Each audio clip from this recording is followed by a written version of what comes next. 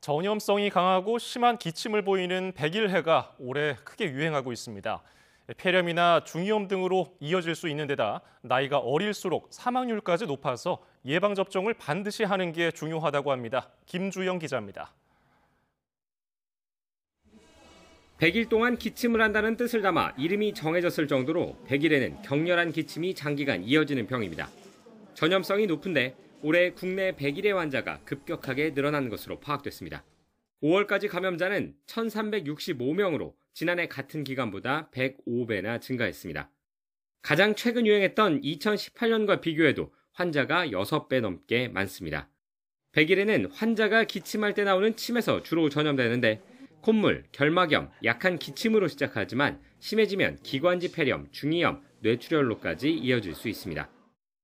제2급이죠. 2급 법정 호흡기 감염증입니다. 예. 그래서 반드시 보건소에 신고를 또 해야 되거든요. 염증이 기관지염과 폐렴 같이 계속 발전할 수 있기 때문에 예. 나중에는 사망할 수 있거든요. 특히 나이가 어릴수록 더 잘 걸리고 사망률도 높습니다. 올해 국내 백일해 환자 가운데 87%가 소아 청소년입니다. 이 때문에 영아시기 3번 등 10대 초반까지 맞아야 하는 6번의 예방접종을 놓치지 말아야 합니다.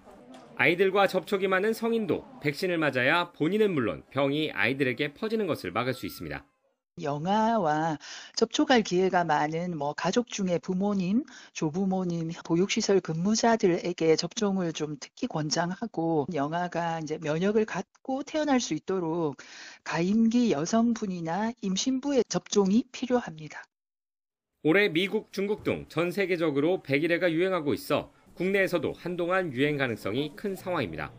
전문가들은 더 큰 피해가 나지 않도록 18세 이상 성인이라도 10년마다 재접종을 하는 것이 좋다고 강조했습니다. YTN 김주영입니다.